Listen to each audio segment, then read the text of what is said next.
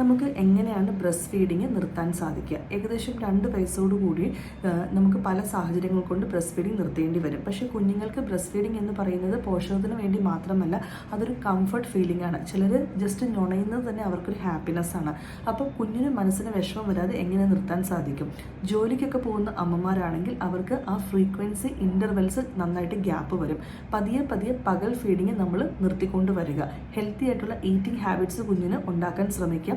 Solids കൂടുതലായിട്ട് കൊടുക്കുക. കുഞ്ഞിനെ ഡിസ്ട്രാക്ട് ചെയ്യുക. ഒരിക്കലും കുഞ്ഞിനെ നമ്മൾ അങ്ങോട്ട് ചെന്ന് കുഞ്ഞിനെ കൊടുത്ത് ഇതാക്കേണ്ട. കുഞ്ഞ് ചോദിക്കുവാണെങ്കിൽ നമ്മൾ കുഞ്ഞിന് കൊടുക്കാതിരിക്കുകയും ചെയ്യരുത്.